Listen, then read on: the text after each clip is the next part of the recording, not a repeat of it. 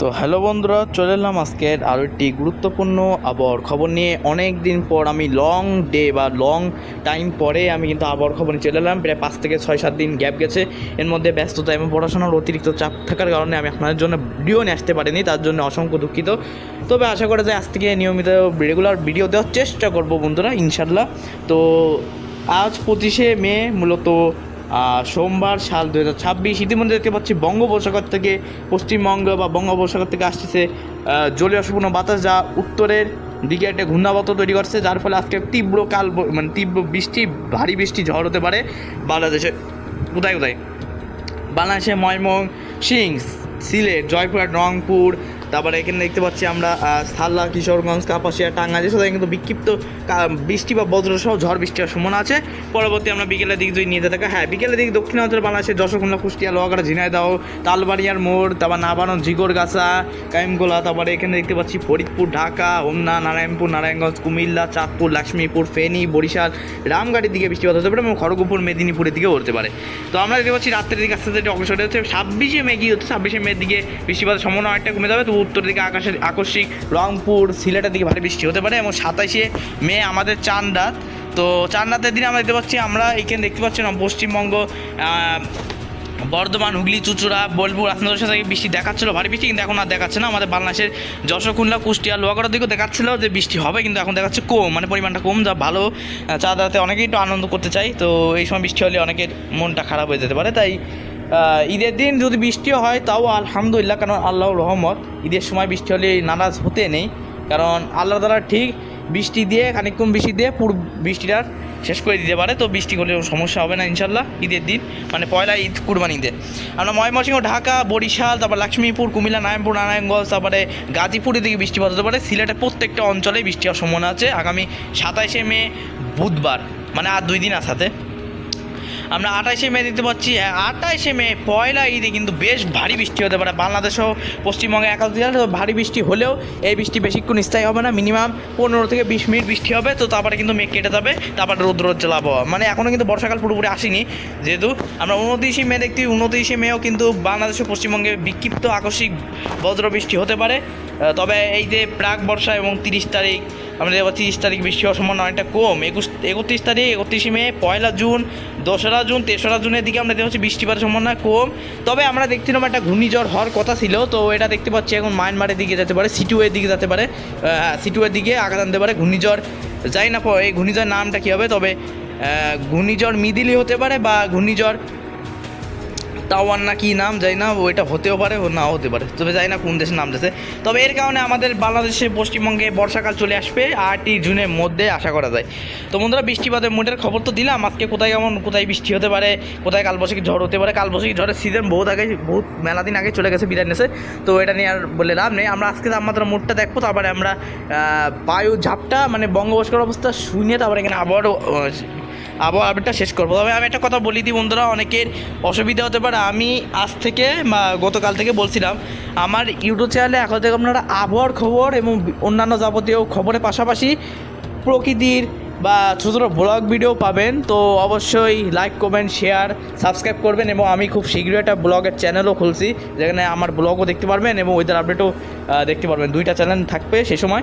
তো এখনও খুলছি না, মানে এখন ব্লগ ভিডিও, ওয়েদার আপডেট দুটোই একসাথেই আমার এই চ্যানেলে ছাড়বো।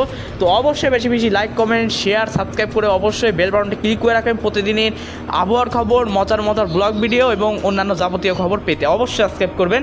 এবং ভিডিওগুলো সব একদম ফুল কন্টিনিউ করবেন, স্কিপ করে দেখবেন না, অনুরোধ রইল বন্ধুরা। আমরা আজকে সর্বোচ্চ তাপমাত্রা বাংলাদেশে দেখতে পাচ্ছি, বাংলাদেশে কোথায় কোথায় সর্বোচ্চ তাপমাত্রা হতে পারে। রংপুর বিভাগের সব জায়গায় 38 ডিগ্রি সেলসিয়াস, ময়মনসিংহ বিভাগের সব জায়গায় 29 থেকে 30 ডিগ্রি সেলসিয়াস, জয়পুরহাটে 31 থেকে 32 ডিগ্রি সেলসিয়াস, রাজশাহী বিভাগের সব জায়গায় 30 থেকে 29 ডিগ্রি সেলসিয়াস, ঢাকা বিভাগের সব জায়গায় তো বৃষ্টি হবে, তাই 27 থেকে 28 ডিগ্রি সেলসিয়াস করে। কুমিল্লা বিভাগের সব জায়গায় 31 থেকে 30 ডিগ্রি সেলসিয়াস, সিলেটের সব জায়গায় 25 থেকে 24 ডিগ্রি সেলসিয়াস। এবং তার সাথে দেখতে পাচ্ছি খুলনা, যশোর, খুলনা, কুষ্টিয়া, লোহাগড়ার দিকে 36 থেকে 37, মানে মৃদু তাপপ্রবাহ হতে পারে। এবং তার সাথে দেখতে পাচ্ছি বরিশালের দিকে 35 ডিগ্রি সেলসিয়াস, লংমুদ্র, রাঙামাটি, খাগড়াছড়ি, চট্টগ্রামের দিকে, বিলাইচরে এবং কক্সবাজার দিকে 32 থেকে 30 ডিগ্রি, বরগুনা, বরিশাল 25 থেকে 33, পশ্চিমবঙ্গে পশ্চিম মেদিনীপুর, হাওড়া, হুগলি, চুঁচুড়া সব 36 থেকে 37, দুর্গাপুর, ধানবাড়ের দিকে মৃদু থেকে মাঝারি তীব্র তাপপ্রবাহ হচ্ছে, তাই এখানে তাপমাত্রা বেশি। দুর্গাপুর, আসানসোল, পুরুলিয়া, বাঁকুড়ার দিকে 42 ডিগ্রি সেলসিয়াস, খড়গপুর তারপরে মেদিনীপুরে 37 থেকে 38 ডিগ্রি সেলসিয়াস। এবার দেখতে হচ্ছে মালদা, নদিয়া, বীরভূম, মুর্শিদাবাদ সব 36 থেকে 37, মালদা 33, রায়গঞ্জের দিকে 32, দক্ষিণ দিনাজপুরের দিকে 30, শিলিগুড়ি, আলিপুরদুয়ার, জলপাইগুড়ি, হাসিমারা, বক্সাদুয়া, বনগাঁওন, তারপরে গুয়াহাটি, নওগাঁও দিকে 27 থেকে 30 ডিগ্রি সেলসিয়াস, জোরহাট, ডিব্রুগড় 26, ডিমাপুর 27, ইম্পাল, শিলচর, তারপরে আগরতলা, আমবাসার দিকে, এবং তারপরে আমরা দেখতে পাচ্ছি মিজোরামের দিকেও তাপমাত্রাটা সহনীয় পর্যায়ে আছে। আমরা দেখতে পাচ্ছি এখানে দার্জিলিং আর হচ্ছে এখানে গ্যাংটকে 21 থেকে 22।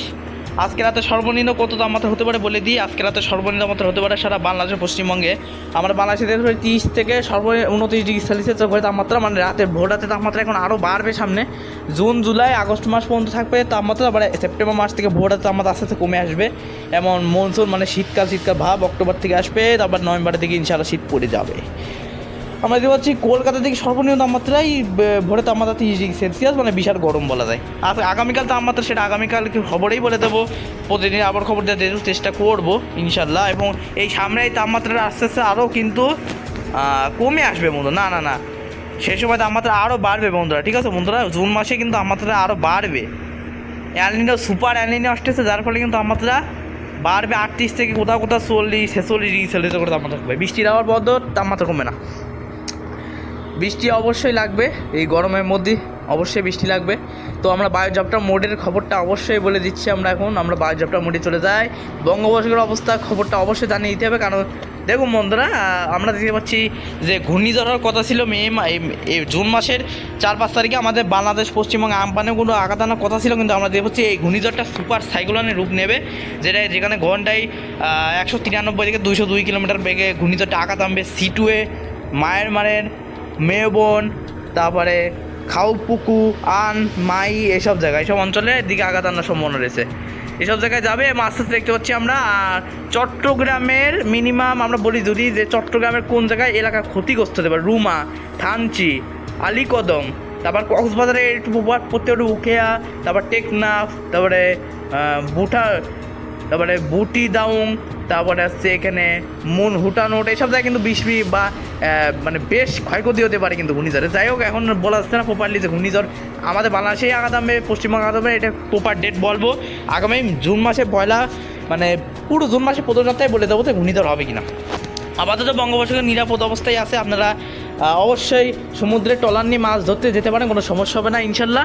এবং আমরা জিএফএক্স মডেলের মাধ্যমে একটুখানি চেক করবো যে জিএফএক্স কী বলছে। জিএফএক্স মডেল বলতেছে আগামী জুন মাসে 3, 4 বা 5ই জুন আমরা দেখতে পাচ্ছি ঘূর্ণিঝড় বা নিম্নচাপের সম্ভাবনা নেই, লঘুচাপের সম্ভাবনা আছে। যাই হোক, আলাদা বলছে, তবে এসিএনডব্লিউ মডেলটাই সঠিক, জিএফএক্স মডেল অনেক সময় ভুল তথ্যই দেয়। তো যাই হোক, ভিডিওটা এখানে শেষ করলাম। অবশ্যই ভালো লাগলে একটা লাইক করে দেবেন, কমেন্ট করবেন, এবং ভিডিওটা ফুল তো দেখলেন, অবশ্যই সাবস্ক্রাইব করে বেল বাটনটা ক্লিক করে রাখবেন, কারণ আপনার একটা সাবস্ক্রাইব আমাকে অনেক অনুপ্রাণিত করবে। তো অবশ্যই প্লিজ চ্যানেলটা সাবস্ক্রাইব করে পরে বেল বাটনটা ক্লিক করে রাখবেন। এবং আপনি কোন জেলা থেকে আবহাওয়ার খবরটি দেখছেন অবশ্যই কমেন্ট বক্সে লিখতে ভুলবেন না। ধন্যবাদ।